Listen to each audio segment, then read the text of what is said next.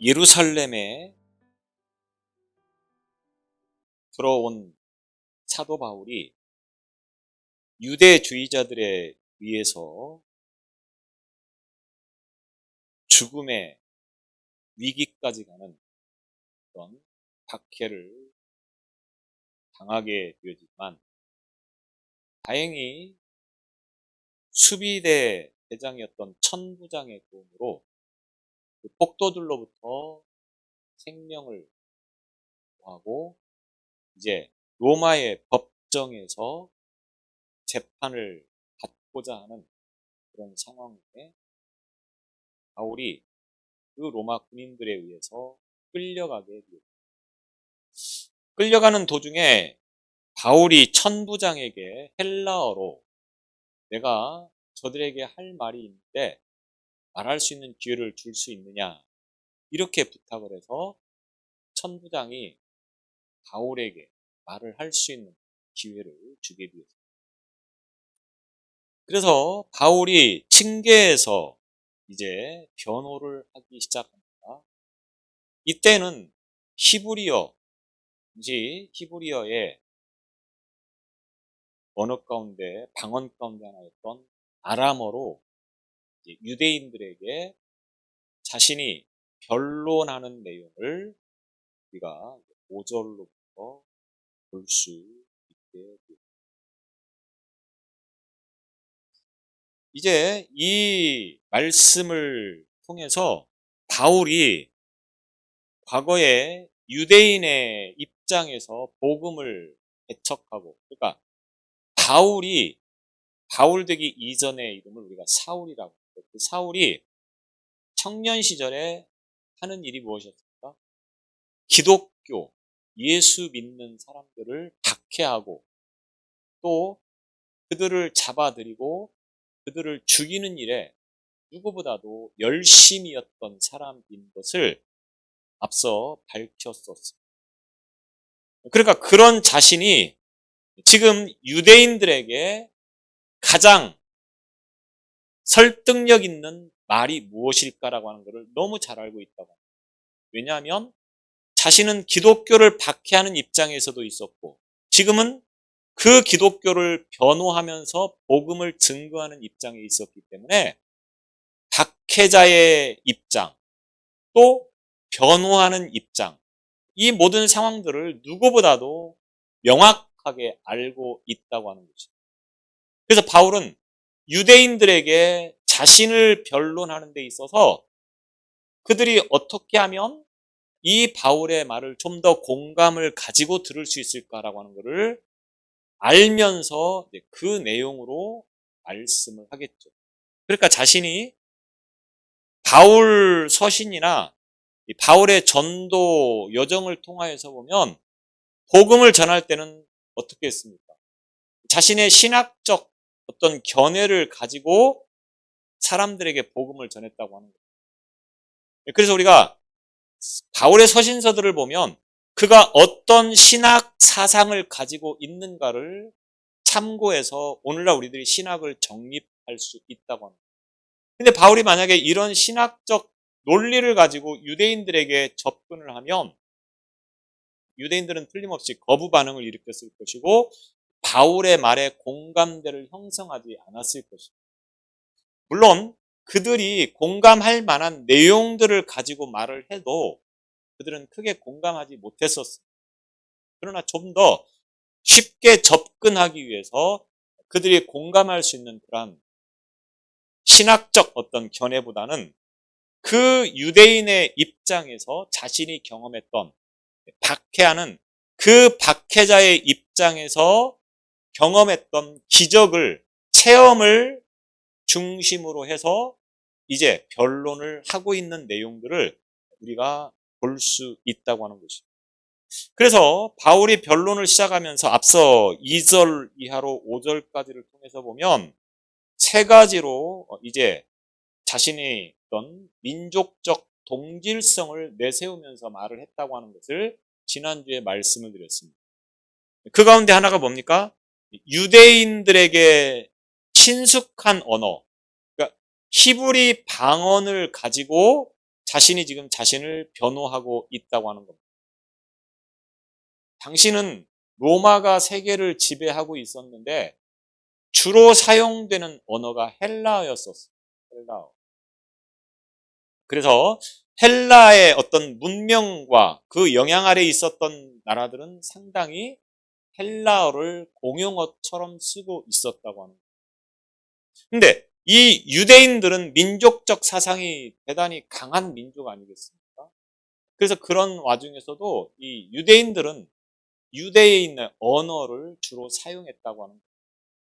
그러니까 바울이 아까 천부장에게 내가 유대인에게 말할 수 있는 기회를 달라고 할 때는 헬라어로 그 천부장의 공감을 얻을 수 있었고, 이제는 유대인들을 향하여서 자신을 변론하기 때문에 그 유대인들에게는 유대인들이 쓰는 아람어, 유대어, 히브리어, 아람어를 이제 가지고 그들에게 말을 했다고 하는 거죠.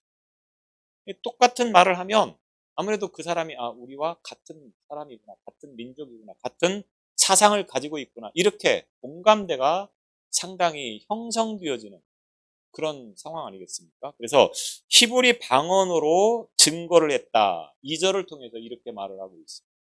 그 다음에 3절에 보면 자신이 어느 나라, 어느 민족 출신인가를 분명하게 밝히고 있습니다. 자신은 유대인의 혈통에서 나온 사람이고, 그리고 유대인에 의해서 교육을 받은 사람이다. 바울의 고향은 다소였었습니다. 바울이 태어난 곳은 다소. 지난주에 말씀드렸듯이 어디요? 터키 지역의 다소라고 하는 지역인데, 이곳에서 비록 태어나기는 했지만 이 바울은 분명히 유대인의 혈통이고, 그래서 어린 시절에 이미 유대로 와서 유대인에 의해서 교육을 받았죠. 우리가 잘 아는 것처럼 그 스승이 누굽니까? 가말리엘이라고 하는 사람이 운영하는 그런 학교에 들어가서 유대인의 교육을 철저하게 받았다. 나도 너희들처럼 유대인이고 또 유대주의적인 그런 교육을 받았다. 율법 교육을 누구보다도 잘 받았다. 그것도 대단히 명망 있는 스승에게. 그 다음에 세 번째로는 4절을 보면 내가 과거에 어떤 사람이었는 줄 아느냐? 나도 너희들처럼 기독교를 박해하던 사람이었다. 자, 여기까지 말을 한 다음에 이제 5절에서부터는 무엇을 말하겠습니까? 내가 기독교를, 예수 믿는 사람들을 박해하는 사람이었는데, 그럼 내가 왜 지금 그 기독교를 변호하고 있고 왜 복음을 증거하는지 한번 들어봐라. 5절에서부터 그 내용을 이제 말씀하려고 하는 것입니다. 그래서 바울이 변론하는 내용을 앞서 2절로부터 5절까지는 자신의 어떤 출신 성분에 대해서 이야기합니다. 그다음에 5절 후반부에부터 11절 오늘 본문에서는 바울이 다메섹 도상에서 예수 그리스도를 만난 이야기를 하고 있습니다.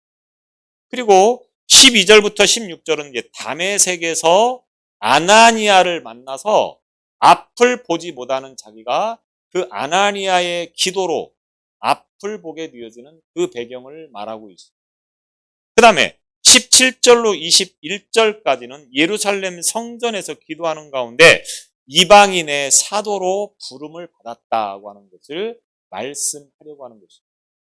그래서 오늘은 5절로부터 11절까지의 말씀을 통하여서 다메섹으로 가던 바울이 예수 그리스도를 만나는 장면을 우리가 보게 되었습니다. 그런데 이미 이 말씀은 사도행전 9장을 통해서 바울이 경험했던 것을 누가가 누군가에게 듣고 그것을 기록한 것을 통하여서 우리가 볼 수 있었어요. 그 내용과 오늘 본문에서의 내용은 조금 차이점이 있을 수 있겠죠. 왜? 앞서 사도행전 9장은 누가가, 사도행전을 기록한 누가가 누군가에게 바울의 회심 이야기를 듣고 기록을 한 것인 반면에 이 22장의 5절로 11절 이 말씀은 사도 바울이 직접 자신의 과거 이야기를 하는 내용을 듣고 기록을 한 것이라고 하는 것입니다. 조금 비교해서 보면 차이가 있을 수 있다고 하는 것을 우리가 알아야 됩니다. 물론 틀린 내용은 아닙니다. 다만 표현이 조금 차이가 있을 뿐이라고 하는 거죠. 여튼 이제 자신의 출신 성분과 그리고 자신이 과거에 어떤 존재였는가에 이어서 그 사도 바울이 예수 믿는 사람을 박해하기 위해서 어디로 향하여 가고 있습니까? 다메섹. 청년 사울이었던 그 시절에 기독교를 핍박하고 박해했던 그 부끄러운 일들을 낱낱이 빠짐없이 지금 유대인들 앞에서 회개하는 마음, 고백하는 마음, 그러면서 당신들이 지금 나와 똑같이 그런 짓을 하고 있다고 하는 그런 공감대를 불러일으킬 만한 내용을 가지고 지금 이야기를 하고 있는 것입니다. 5절에 보면 대제사장과 5절에 보면 대제사장과 모든 장로들이 내 증인이라. 무슨 증인입니까? 바울이 기독교를 박해하는, 기독교를 핍박하는 그 일을 했던 증인이라 이렇게 이야기를 하고 있습니다. 왜?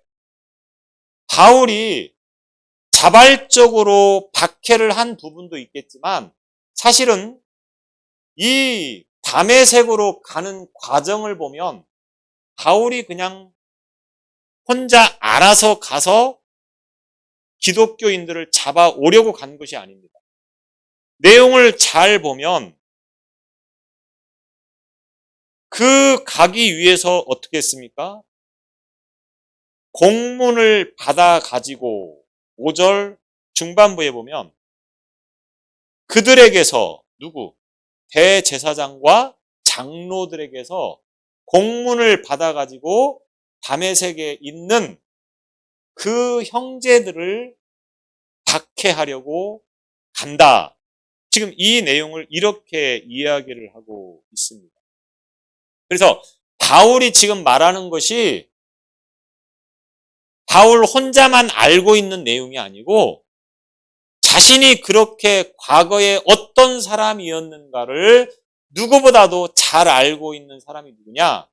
대제사장이고 장로들이다. 물론 대제사장은 바울이 다메섹으로 갈 때 대제사장과 지금의 대제사장은 다를 수 있습니다. 다를 수는 있는데 그런데 그 이야기를 분명하게 알고 있었을 거라고 하는 겁니다. 왜?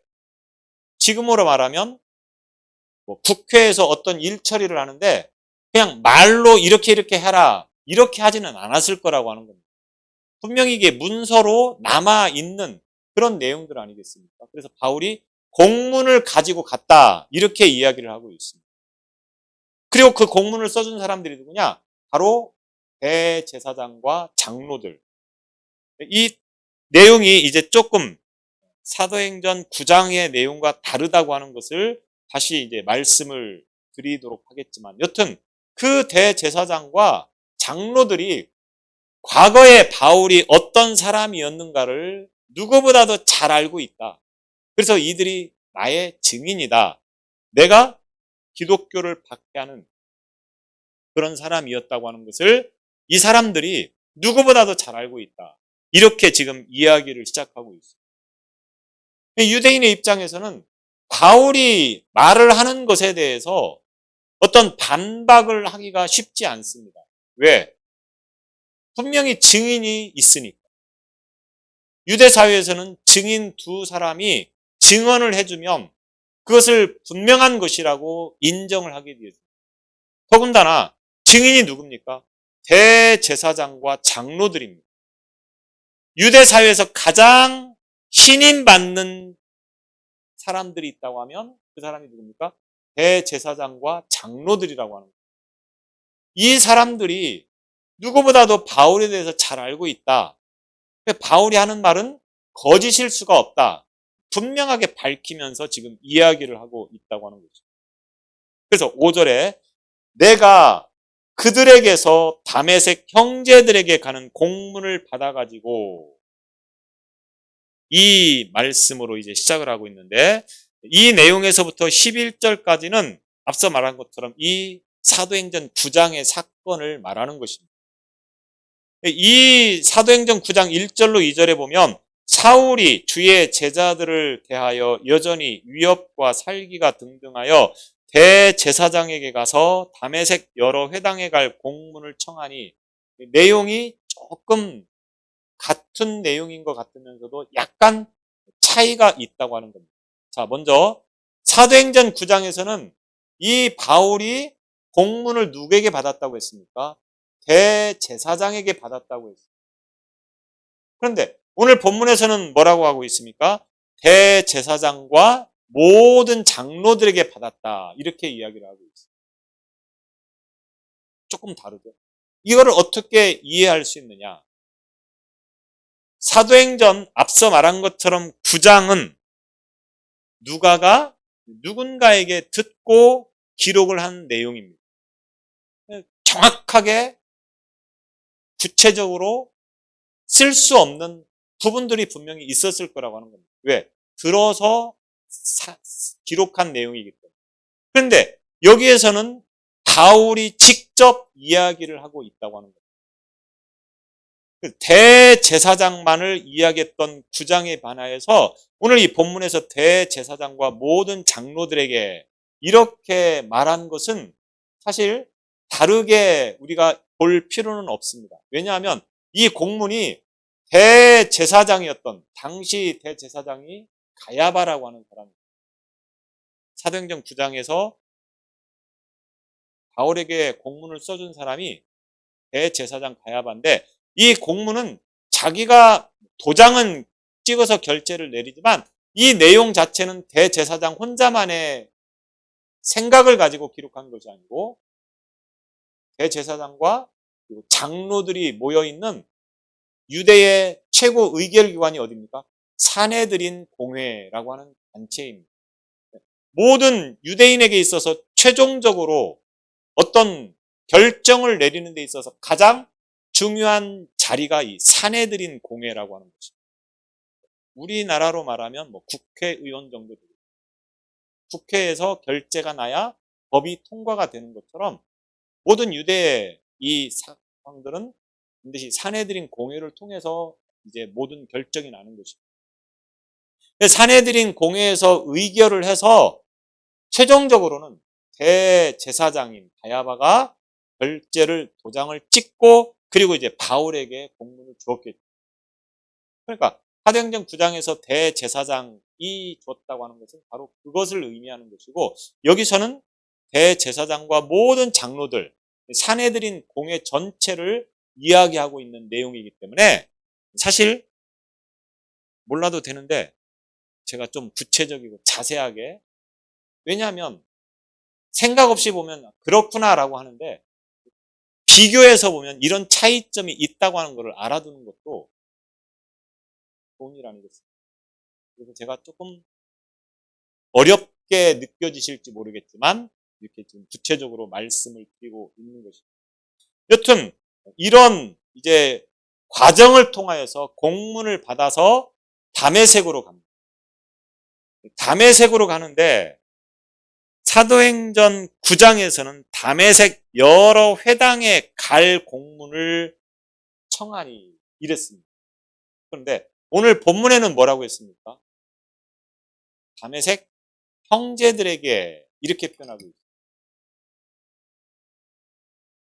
같은 말이죠. 같은 말인데 조금 표현의 차이가 있습니다. 다메섹으로 가서 잡아드리려고 하는데 오늘 본문에서는 지금 사도 바울이 누구에게 말하고 있습니까? 유대인들에게 말하고 있습니다. 다메섹 누구에게? 형제들에게. 형제들이라고 하는 표현을 사용하고 있다고 합니다. 형제라고 하는 말을 헬라어에서는 아델포스라고 하는 말입니다. 아델포스. 형제. 이 아델포스라고 하는 말이 이 말은 같은이라고 하는 말이에요. 그 다음에 델포스, 이 말은 자궁이라고 하는 말이에요. 아델포스, 같은 자궁에서 나온 자, 형제라고 하는 것을 의미하는 거예요. 그런데 바울이 이 표현을 쓴 것은 혈연적이고 사상적인 어떤 동질감을 강조하기 위해 나나 당신들이나 그리고 내가 다메섹으로 가서 잡아들이려고 했던 사람들이나 다 한 형제이고 한 동포였다. 이것을 강조하기 위해서 이렇게 표현을 한 것입니다. 바울이 직접 말을 하는 것과 누군가를 통해서 들은 것은 조금 차이가 이렇게 있을 수 있다고 합니다. 말이라고 하는 게 하나 건너가면 달라지지 않습니다. 그래서 이런 차이가 있기 때문에 바울이 직접 이제 이렇게 말한 것을 우리가 좀 더 구체적이고 분명하게 정확한 것이라고 이렇게 알아들을 수가 있거든요. 바울은 당시 다메섹에 있는 그들을 향하여서 가서 이제 그들을 잡아들이려고 그 다메섹으로 갔다고 하는 것이죠. 이 다메섹은 지도를 보면 유대보다 조금 위쪽에, 유대 그 위쪽에 보면 헬몬산이라고 하는 곳이 있습니다. 헬몬산. 유대에서 보면 헬몬산이 보이는데 그 헬몬산 아래에 있는 지역이 바로 이 다메섹. 지금의 시리아의 수도가 어디입니까? 다마스커스라고 하는 곳이죠. 다마스커스라고 하는 곳인데 바로 이 다마스커스가 다메섹입니다. 구약 성경에 굉장히 많이 나오죠. 그래서 이 도시가 굉장히 오래된, 세계에서 가장 오래된 그런 도시다라고까지 이야기를 합니다. 근데 성경에 보면 아브라함 때 창세기 14장에 보면 이미 다메섹이라고 하는 도시가 언급이 되어지고 있다고 합니다. 그러면 이 도시가 얼마나 오래됐는가를 우리는 알 수 있거든요. 여러 가지 많은 과정들이 있지만 제가 그 부분은 생략을 하도록 하겠습니다. 아무튼 그곳에 가서 이제 믿는 자들, 예수를 믿는 자들을 결박해서 끌어다가 이제 데려오려고 바로 이 사울이 공문을 받아서 그곳으로 갔다고 하는 것입니다. 그런데 이제 가는 도중에 있었던 말씀을 6절로부터 우리가 보게 되었습니다. 6절로부터 8절을 통해서 보면 가는 중에 어떤 일이 있었느냐. 역시 이 내용도 사도행전 9장과 중복되는 내용이 되겠습니다. 이 9장에서는 사도행전 9장은 아까 말한 것처럼 그런 과정을 통해서 기록된 것이고 그리고 이 22장은 또 바울에 의해서 직접 듣고 기록을 한 부분입니다. 그래서 서로 차이점이 있다고 하는 거예요. 그래서 9장은 상당히 객관적인 기록이라고 하면 22장은 바울의 말을 직접 기록한, 그래서 역시 표현이 조금씩 다른 것을 우리가 보게 되었죠. 바울이 다메섹으로 가는데 오정쯤 되어 호련히 하늘로부터 큰 빛이 나를 둘러 비치네. 오정쯤 되어. 오정은 언제입니까? 우리 시간으로 말하면 정오, 12시. 12시쯤이 하루의 일과 속에서 가장 햇빛이 강렬한 때가 12시부터 2시 정도까지 있다고. 12시부터 2시까지는 햇빛이 가장 강한 때라고 합니다. 그런데 그 햇빛보다 더 강렬한 그런 빛이 사울을 둘러비쳤다. 이렇게 표현하고 있습니다. 그러니까 얼마나 강력한 빛인가를 우리는 볼 수 있다고 하는 거예요. 이 강력한 빛이 비치면서 주님께서 이 등장을 하셔서 사울을 향하여서 부르는 소리가 들립니다. 사울아, 사울아, 내가 왜 나를 박해하느냐? 왜 네가 기독교를 핍박하느냐? 너는 왜 그리스도인들, 왜 내 제자들을 핍박하느냐? 이렇게 말하는 것이 아니고 너는 왜 나를 박해하느냐? 나는 네가 박해했던 그리스도다. 이렇게 지금 이야기를 하고 있다고 하는 것입니다. 이제 본질을 사도 바울을 향하여서 던져주고 있는, 바울이 한 짓이 무슨 일이냐? 예수 그리스도를 박해한 것이다. 예수 믿는 사람들을 박해한 것이 아니고 예수님을 박해한 것이다. 이렇게 지금 이야기를 하고 있습니다. 바울을 찾아오셔서 만나주시고 구원해 주셨다라고 하는 거죠. 여기서 중요한 것이 뭡니까? 주님께서 바울을 찾아오셨는데 만약에 바울이 이때 대수롭지 않게 이 사건을 넘겨버리면 누구십니까? 나는 누군지 모르겠습니다. 얼마든지 부정할 수 있는 상황입니다. 그런데 바울이 어떻게 했습니까? 그 기회를 붙잡았다고 하는 겁니다. 물론 강권적인 어떤 강력한 힘이 바울을 이끌었기 때문에 그렇게 됐다. 우리가 볼 때는 이런 식으로 해석을 할 수도 있겠지만 물론 그 말도 맞습니다. 틀린 건 아닙니다. 그런데 여기서 바울이 이 사건을 대수롭지 않게 여길 수도 있었는데 이 기회를 놓치지 않았다고 하는 것을 우리는 분명히 볼 수 있어야 됩니다. 이 말은 하나님은 오늘도 저와 여러분을 향하여서 바울을 부르신 것처럼 계속해서 부르시고 있다고 하는 거예요. 사람들은 그렇죠. 나는 바울처럼 그렇게 큰 빛을 보지 못해서 그렇습니다. 나도 만약에 바울처럼 큰 빛을 볼 수 있었다면 그렇게 했을 겁니다. 이렇게 말을 할 겁니다. 그런데 바울이 본 큰 빛 못지않게 사실은 우리가 많은 것을 볼 수 있었어요. 근데 문제는 내가 그 본 것을 어떻게 해석하고 어떻게 반응했느냐라고 하는 차이일 뿐이지 하나님은 나에게, 예수님은 나에게 바울에게 주셨던 큰 빛을 수없이 주셨다고 하는 거예요. 다만 우리가 거기에 대해서 제대로 반응하지 못하고 제대로 이해하지 못했기 때문에 그래요. 그걸 세상의 어떤 자연의 조화, 현상 이런 것들로 치부해버리고 이것이 주님께서 나를 부르신 어떤 부르심이다라고 하는 것을 인정하지 않았다라고 하는 것입니다.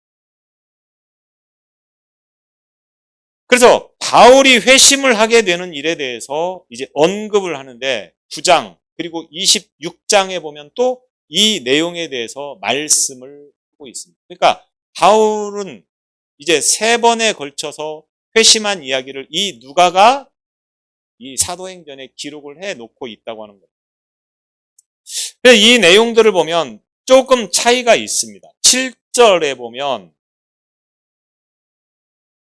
오늘 본문 7절에 보면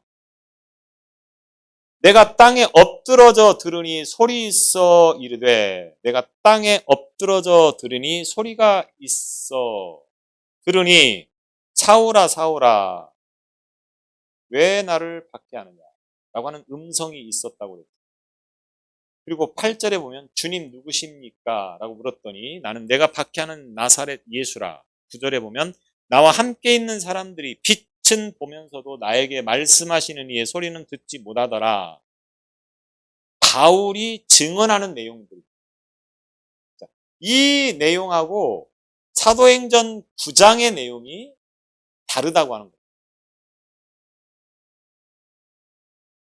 자, 먼저 9절에 보면 나와 함께 있는 사람들이 빛은 보면서도 나에게 말씀하시는 이의 소리는 듣지 못하더라. 함께 있는 사람들, 바울하고 함께 다메섹으로 예수 믿는 사람들을 잡으려고 가는 일행이 있었다고 하는 말이죠. 그 일행들이 빛은 보면서도 말씀하시는 이의 소리는 듣지 못했다. 오늘 9절에 보면 이렇게 이야기를 하고 있어요. 그러니까 같이 가던 사람들이 빛은 봤는데 말씀하는 이의 소리는 듣지 못했다. 같은 현상을 보고 이렇게 차이가 있다고 하는 겁니다. 이 사건을 기록했던 9장에 보면 이 부분이 완전히 반대로 되어 있습니다. 본문 오늘 9절과 9장 7절 그리고 26장 14절의 진술에 대해서 조금씩 차이가 있다고 하는 겁니다. 9장 7절은 제가 말씀을 드렸고 같이 가던 사람들은 소리만 듣고 아무도 보지 못했다. 그런데 본문에서는 나와 함께 있는 사람들이 빛은 보면서도 나에게 말씀하시는 이 소리는 듣지 못하더라. 9장 7절에 같이 가던 사람들은 소리만 듣고 아무도 보지 못했다. 기억하셨죠? 뭐라 그랬습니까? 소리는 듣고 보지 못했다. 그랬죠? 근데 오늘 본문은 뭐라 그랬습니까? 빛은 보면서도 소리는 듣지 못했다. 이런 차이가 있다고 하는 겁니다. 또 26장 14절로 13절 이하로 보면 하늘로부터 해보다 더 밝은 빛이 나와 내 동행들을 둘러 비추는지라 우리가 다 땅에 엎드러지매 내가 소리를 들으니 히브리 말로 이르되 사울아 사울아 내가 어찌하여 나를 박해하느냐. 여기는 또 다르다고 하는 거예요. 서로 조금씩 차이가 있다고 하는 거예요. 그래서 9장 7절에서는 같이 가던 사람들이 소리만 들었고 서 있었다. 22장 9절은 바울이 엎드러져 있었고 함께한 무리들은 소리를 듣지 못했다. 또 26장 13절은 모두 땅에 엎드러졌다. 그리고 바울은 소리를 들었다. 이렇게 서로 차이가 있습니다. 세 번에 걸쳐서 똑같은 이야기를 하고 있는데 서로가 다르다고 하는 겁니다. 같이 가던 사람들이 서 있던 것, 또 땅에 엎드러져 있으니 우리가 다 땅에 엎드러진 것 사이에 어떤 불일치. 바울이 땅에 엎드러져 있는 동안 다른 사람들은 멍하니 십중팔구 서 있었을 것 같고 26장의 상황들은 이미 바울이 눈이 어두운 상태였기 때문에 다른 사람이 어떻게 하고 있었는지를 못 볼 수 있지 않습니까? 이런 차이점들 때문에 이렇게 서로 다른 그런 결과로 드러나게 되어 있는 거예요. 그래서 앞서 말씀을 드렸던 것처럼 똑같은 상황이 주어져도 그거를 어떻게 이해하고 어떻게 해석하고 어떻게 반응하느냐 분명히 차이가 있을 수 있다고 하는 겁니다.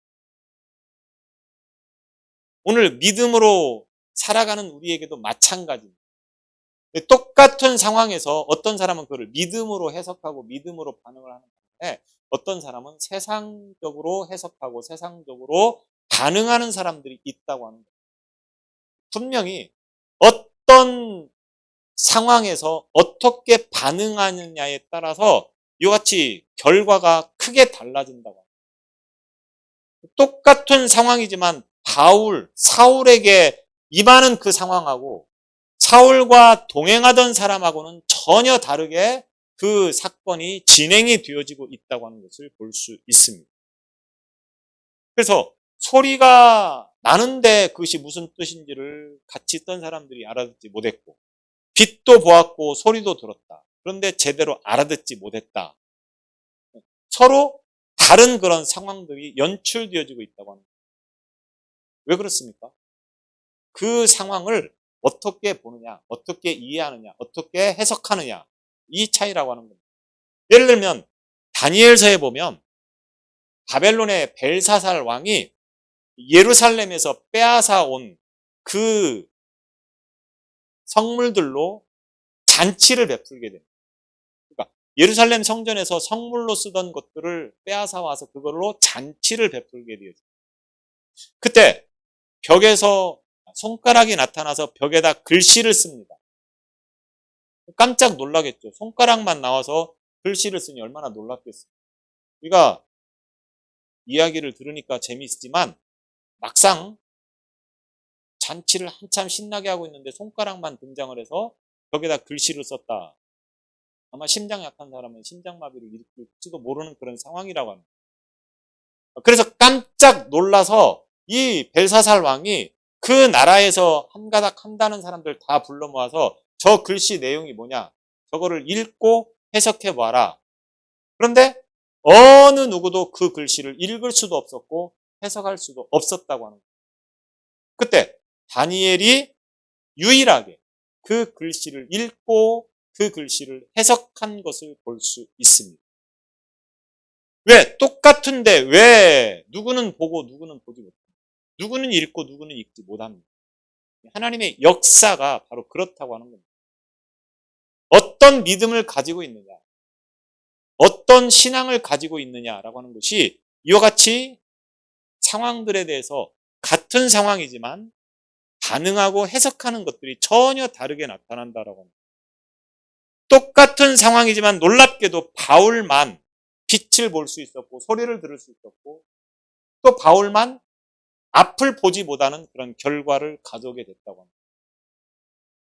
하나님께서 바울을 쓰시기 위해서 이렇게 불러주시고 이러한 일을 벌이셨습니다. 물론 하나님께서 이 바울을 쓰시려고 바울에게만 의도적으로 그렇게 하기도 했지만 다르게 표현하면 다른 사람들은 그거에 대한 어떤 믿음이 준비되어져 있지 못한 하나님의 어떤 부르심에 응답할 만한 준비되지 못했다라고 하는 것으로 이야기를 할 수 있다고 하는 겁니다. 하나님은 항상 준비된 사람을 부르셔서 그들을 불러주시고 그들을 쓰신다고 하는 것을 저와 여러분이 분명히 기억할 수 있어야 됩니다. 이 말은 내가 지금 어떤 믿음을 가지고 있는가, 큰 빛을 나에게 안 보여주시는 것이 아니고 내가 못 보는 겁니다. 하나님의 음성이 안 들려지는 것이 아니고 내가 못 듣고 있는 겁니다. 믿음으로 나에게도 볼 수 있고 들을 수 있는 귀가 열리게 해달라고 간절히 부르짖으면서 준비된 그런 신앙이 되어질 때 우리가 이 바울처럼 사울처럼 부르심을 받고 볼 수 있고 들을 수 있는 귀가 열린다고 하는 것을 기억하면서 오늘 저와 여러분이 이런 믿음이 되게 해달라고 기도하시기 바랍니다. 기도하겠습니다. 하나님께서 쓰시고자 하는 그 거룩한 믿음의 길을 걷기를 소망하며 주님 앞에 엎드립니다. 우리에게도 바울처럼 볼 수 있고 들을 수 있는 귀가 열리는 믿음 되게 하여 주옵소서. 하나님의 뜻을 보게 하시고 하나님의 음성을 듣게 하시고 그래서 그 하나님의 부르심에 응답하여서 귀한 사명을 잘 감당하는 우리의 믿음 되게 하여 주옵소서. 예수님 이름으로 기도드리옵나이다.